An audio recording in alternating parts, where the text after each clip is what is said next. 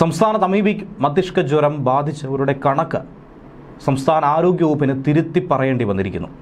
കേവലം 2 പേർ മാത്രമാണ് അമീബിക് മസ്തിഷ്ക ജ്വരം ബാധിച്ച് മരിച്ചതെന്നായിരുന്നു നേരത്തെ പുറത്തുവിട്ട കണക്ക്. പക്ഷേ മാധ്യമങ്ങളിലൂടെ, വാർത്തകളിലൂടെ, പത്രങ്ങളിലൂടെ എല്ലാ ദിവസവും പുറത്തു വരുന്നതനുസരിച്ച് 10-ലധികം ആളുകൾ മരണപ്പെട്ടിട്ടില്ലേ, പലതവണയായി വന്ന കണക്ക് 50-ന് മുകളിലില്ലേ എന്ന ചോദ്യം പലരും ഉയർത്തിയിരുന്നു. പുതിയ കണക്ക് അതിനുശേഷം റിവൈസ് ചെയ്ത് പുറത്തുവിട്ടിരിക്കുന്നു. അതിലൂടെ ഈ വർഷം മാത്രം 17 പേർ അമീബിക് മസ്തിഷ്ക ജ്വരം ബാധിച്ച് മരണപ്പെട്ടു എന്നാണ് മനസ്സിലാക്കാൻ കഴിയുന്നത്.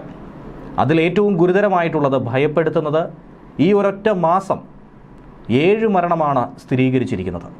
വലിയ തോതിലുള്ള വർധനവാണ് സംഭവിച്ചിരിക്കുന്നത്. ഇതിനെ പിടിച്ചുകെട്ടാൻ സംസ്ഥാനത്തിന് സാധിക്കുന്നില്ലേ, ആരോഗ്യവകുപ്പിന് കഴിയുന്നില്ലേ എന്നുള്ള ചോദ്യം അവശേഷിക്കുകയാണ്. കഴിഞ്ഞ ദിവസത്തെ കണക്കിൽ രോഗം ബാധിച്ച് 2 പേർ മരിച്ചു എന്നായിരുന്നു കണക്ക്. എന്നാൽ 14 പേരുടെ മരണകാരണം അമീബിക് മസ്തിഷ്ക ജ്വരമാണെന്ന് സംശയിക്കുന്നുവെന്നും ആരോഗ്യവകുപ്പ് വ്യക്തമാക്കിയിരുന്നു. ഇതാണ് ഇപ്പോൾ തിരുത്തിയിരിക്കുന്നത്. നേരത്തെ 18 പേർക്കായിരുന്നു അമീബിക് മസ്തിഷ്ക ജ്വരം ബാധിച്ചത് എന്നായിരുന്നു ആരോഗ്യവകുപ്പിൻ്റെ കണക്ക്. 18നോട് അടുത്ത ആളുകൾ മരണപ്പെട്ടപ്പോൾ എന്തായിരുന്നാലും അതല്ല എന്നുള്ളത് ഏവർക്കും ബോധ്യമായി. 66 പേർക്കാണ് ഇതുവരെ രോഗം ബാധിച്ചതായി ആരോഗ്യവകുപ്പ് പറയുന്ന കണക്കിൽ ചൂണ്ടിക്കാണിക്കുന്നത്. കഴിഞ്ഞ ദിവസം അമീബിക് മസ്തിഷ്ക ജ്വരം ബാധിച്ച് ഒരാൾ കൂടി മരിച്ചു. ഒരു കുട്ടിക്ക് രോഗം സ്ഥിരീകരിക്കുകയും ചെയ്തു. മലപ്പുറം ചേലമ്പ്ര സ്വദേശിയായ ഷാജി എന്ന 51-കാരനാണ് കോഴിക്കോട് മെഡിക്കൽ കോളേജ് ആശുപത്രിയിൽ ചികിത്സയിലിരിക്കെ മരണപ്പെട്ടത്. മലപ്പുറം അരീക്കോട് സ്വദേശിയായ 10 വയസ്സുകാരിക്ക് രോഗം സ്ഥിരീകരിക്കുകയും ചെയ്തു. കുട്ടി ഇപ്പോൾ കോഴിക്കോട് മെഡിക്കൽ കോളേജ് ആശുപത്രിയിൽ ചികിത്സയിൽ കഴിയുകയാണ്. ഈ മാസം 10-ാം തീയതിയിലെ കണക്കനുസരിച്ച് ഈ വർഷം ഈ രോഗം റിപ്പോർട്ട് ചെയ്തതിൽ 60 പേരിൽ 42 പേർക്ക് രോഗം സംശയിക്കുന്നുവെന്ന് ആരോഗ്യവകുപ്പ് തന്നെ വ്യക്തമാക്കുന്നു. പക്ഷേ അതിലുള്ള തിരുത്തും ആരോഗ്യവകുപ്പ് വരുത്തി. അങ്ങനെയാണ് അത് 66 പേരിലേക്ക് എത്തിച്ചത്. സെപ്റ്റംബർ 12-ന് 2 പേർക്കാണ് രോഗം സ്ഥിരീകരിച്ചത്. ഈ മാസം ഇതുവരെ 19 പേർക്ക് രോഗം സ്ഥിരീകരിച്ച് 7 പേർ മരണപ്പെടുകയും ചെയ്തു. ഇതുകൂടാതെ തന്നെ വില്ലനായി നിൽക്കുന്ന മറ്റു പല അസുഖങ്ങളുമുണ്ട് എന്നുള്ളതാണ് യാഥാർത്ഥ്യം. കേരളത്തിൽ പലയിടത്തും പല രീതിയിലുള്ള വൈറൽ പനികൾ ബാധിച്ചുകൊണ്ടേയിരിക്കുന്നു. ഒരാഴ്ചയായി പകർച്ചപ്പനിക്ക് ചികിത്സ തേടുന്നവരുടെ എണ്ണം പ്രതിദിനം വർദ്ധിച്ചുകൊണ്ടിരിക്കുന്നു. 10,000-ലധികമാകുന്നു. ഇടവിട്ടുള്ള മഴയും കാലാവസ്ഥയിലുണ്ടാകുന്ന മാറ്റവുമൊക്കെ ഈ പനി പടരാൻ കാരണമാകുന്നുവെന്ന നിഗമനം ആരോഗ്യവകുപ്പ് ഉദ്യോഗസ്ഥർ നേരത്തെ തന്നെ പങ്കുവച്ചിട്ടുള്ളതാണ്. ഏറ്റവും കൂടുതൽ പറയുന്നത് വൈറൽ പനിയെ പറ്റിയാണ്. ഇതിനോടൊപ്പം ഡെങ്കി, എലിപ്പനി എന്നിവയും മിക്ക ജില്ലകളിലും റിപ്പോർട്ട് ചെയ്യുന്നുണ്ട്. ഇതുകൂടാതെ കഴിഞ്ഞ മാസങ്ങളിൽ കോവിഡ് ബാധിതരുടെ എണ്ണം കുതിച്ചുയർന്ന ഒരാശങ്ക സൃഷ്ടിക്കുന്ന സാഹചര്യവും സംജാതമായിരുന്നു. കോവിഡും ഇതുവരെയും നമ്മെ വിട്ട് മാറിയിട്ടില്ല.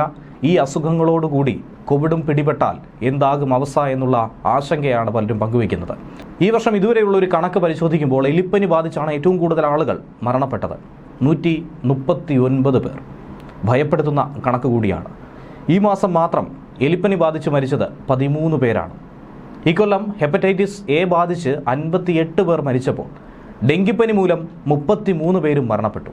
സാധാരണ പനി മൂലം 38 പേരും പേവിഷബാധ മൂലം 23 പേരും മരിച്ചു എന്നുള്ളതാണ് ഭയപ്പെടുത്തുന്ന കണക്ക്. ഇതിൻ്റെ ആകെ തുക എടുക്കുമ്പോൾ 200-ലധികം ആളുകൾ മരണപ്പെട്ടിരിക്കുന്നു എന്ന് വേണം മനസ്സിലാക്കാൻ. ലെപ്റ്റോസ്പൈറ എന്ന ബാക്ടീരിയ ഉണ്ടാക്കുന്ന രോഗമാണ് എലിപ്പനി എന്ന് പറയുന്നത്. എലിപ്പനി ലക്ഷണങ്ങൾ പ്രകടമാകുമ്പോൾ തന്നെ അതിൻ്റെ ചികിത്സയും തേടേണ്ടത് അനിവാര്യമാണ്. എലിപ്പനി പരത്തുന്നത് എലി മാത്രമല്ല, പട്ടി, പൂച്ച, കന്നുകാലികൾ തുടങ്ങിയവയുടെ മൂത്രം വഴി മണ്ണിലും വെള്ളത്തിലും എത്തുന്ന രോഗാണുക്കൾ മുറിവുകൾ വഴി മനുഷ്യ ശരീരത്തിലേക്കെത്തിയാണ് ഈ രോഗമുണ്ടാകുന്നത്. ഏറെ ജാഗ്രത പാലിച്ചു കഴിഞ്ഞാൽ ഉറപ്പായും അകറ്റി നിർത്താൻ കഴിയുന്ന എലിപ്പനി ഒരു നിശബ്ദ കൊലയാളി കൂടിയാണ്. ആരോഗ്യവകുപ്പിൻ്റെ 2020 മുതലുള്ള കണക്കനുസരിച്ച് അത് പരിശോധിച്ച് കഴിഞ്ഞാൽ കഴിഞ്ഞ മാസം വരെ കേരളത്തിൽ എലിപ്പനി ബാധിച്ചു മരിച്ചത് 516 പേർ. കഴിഞ്ഞ വർഷം 2479 പേർക്ക് എലിപ്പനി സ്ഥിരീകരിച്ചപ്പോൾ അതിൽ 143 പേർ മരിച്ചു. 2020-ൽ 1007 പേർക്കാണ് എലിപ്പനി സ്ഥിരീകരിച്ചത്. അതിൽ 31 പേർ മരിച്ചു. 4 വർഷത്തിനുള്ളിൽ എലിപ്പനി മരണം അത് കുതിച്ചുയരുകയാണ്. എലിപ്പനി ബാധിച്ച് ഈ വർഷം കഴിഞ്ഞ ജൂലൈ മാസം വരെ 88 പേർ മരിച്ചു എന്നാണ് പറയുന്നത്. അതിൽ 23 പേരും മരിച്ചത് ജൂൺ മാസത്തിലായിരുന്നു. ജൂലൈ മാസം മാത്രം 287 കേസ് റിപ്പോർട്ട് ചെയ്തു. മഴയും വെള്ളക്കെട്ടുമൊക്കെ ഈ രോഗത്തിന് കാരണമായി മാറുന്നുണ്ട്. രോഗം പെട്ടെന്ന് തന്നെ ഗുരുതരമായ അവസ്ഥയിലേക്ക് എത്തുകയും ചെയ്യുന്നു. നേരത്തെ പറഞ്ഞ എലി, അണ്ണാൻ, പശു, ആട്, നായ എന്നിവയുടെ മൂത്രം മാത്രമല്ല, വിസർജ്യം മുതലായവ കലർന്ന വെള്ളമായോ മണ്ണുമായോ സമ്പർക്കം വന്നാലും എലിപ്പനി ഉണ്ടാകും. തൊലിയിലൂടെയുള്ള മുറിവുകളിലൂടെയോ കണ്ണ്, മൂക്ക്, വായ വഴിയോ ഈ രോഗാണു ശരീരത്തിലേക്ക് കടക്കും.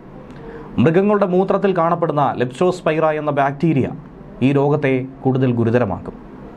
പൊതുജനാരോഗ്യത്തിന് ആരോഗ്യരംഗത്ത് ഏറ്റവും വലിയ ഭീഷണിയായി മാറിയിരിക്കുന്നത് തെരുവുനായ്ക്കളാണ്. മറുഭാഗത്ത് പേവിഷബാധ മാത്രമല്ല, എലിപ്പനി പരത്തുന്നതിലും പ്രധാന പങ്ക് വഹിക്കുന്നത് തെരുവുനായ്ക്കളാണ്. 2022 മുതൽ ഇതുവരെ 1121 പേർ സംസ്ഥാനത്ത് എലിപ്പനി ബാധിച്ചു മരിച്ചിട്ടുണ്ട്. മറ്റു ചില വിരരോഗങ്ങളും ഈ നായ്ക്കളിലൂടെ തന്നെ പടരാം. 11 വർഷത്തിനിടയിൽ, ഇക്കഴിഞ്ഞ 11 വർഷത്തിനിടയിൽ 22.5 ലക്ഷം പേർക്കാണ് നായയുടെ കടിയേറ്റിട്ടുള്ളത്. കൃത്യമായി പറഞ്ഞാൽ 22,52,000 പേർ. അതിൽ പേവിഷബാധയേറ്റ് മരിച്ചത് 161 പേരും. ഈ വർഷം ഏപ്രിൽ വരെയുള്ള കണക്ക് പരിശോധിക്കുമ്പോൾ 1.5 ലക്ഷത്തിനടുത്ത ആളുകൾക്ക് നായയുടെ കടിയേറ്റു എന്ന് വേണം മനസ്സിലാക്കാൻ. 1,31,000 പേർക്ക് ഏപ്രിൽ വരെ. ഇപ്പോഴത്തെ കണക്ക് പരിശോധിക്കുമ്പോൾ അത് 1.5 ലക്ഷത്തിലേക്ക് അടുക്കുന്നു. മാരകമായ കടിയാണെങ്കിൽ ആ മുറിവുണങ്ങാൻ ആഴ്ചകളോ മാസങ്ങളോ ചികിത്സ വേണ്ടിവരും. അതുപോലെ മുഖത്തും മറ്റ് കടിയേറ്റാൽ രോഗഭീതി ഏറുന്നതിനൊപ്പം തന്നെ കോസ്മെറ്റിക്, പ്ലാസ്റ്റിക് സർജറി അടക്കം വേണ്ടിവരുമെന്നുള്ളതാണ് വസ്തുത. ലക്ഷങ്ങൾ ചിലവാകും. എലിപ്പനി പരത്തുന്നതിൽ എലിയേക്കാളും പങ്ക്, കന്നുകാലികളെക്കാളും പങ്ക് ഈ പറഞ്ഞ തെരുവു നായകൾക്കാണ്.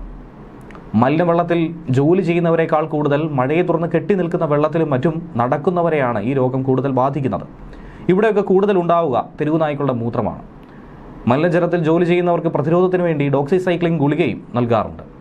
ഇനി നായകളിൽ കാണുന്ന എക്കനോകോക്കസ് ഗ്രാനുലോസസ് എന്ന വിരയുടെ മുട്ട ആഹാരത്തിലോ വെള്ളത്തിലോ കലർന്നും മനുഷ്യ ശരീരത്തിലേക്ക് എത്തിയേക്കും. അത് കരളിലോ ശ്വാസകോശത്തിലോ ഹൈഡാറ്റിഡ് സിസ്റ്റുകൾ രൂപപ്പെട്ട് ഗുരുതരമായ ചില ആരോഗ്യ പ്രശ്നങ്ങൾ ഉണ്ടാക്കിയേക്കും. അതുപോലെ തന്നെ നായകളിൽ കാണുന്ന ടോക്സോകാര കാനിസ് എന്ന വിരയുടെ മുട്ട, അത് മനുഷ്യരിലെത്തിയാൽ കരൾ, ശ്വാസകോശം ഉൾപ്പെടെയുള്ള അവയവങ്ങളെ ഗുരുതരമായി തന്നെ ബാധിക്കും.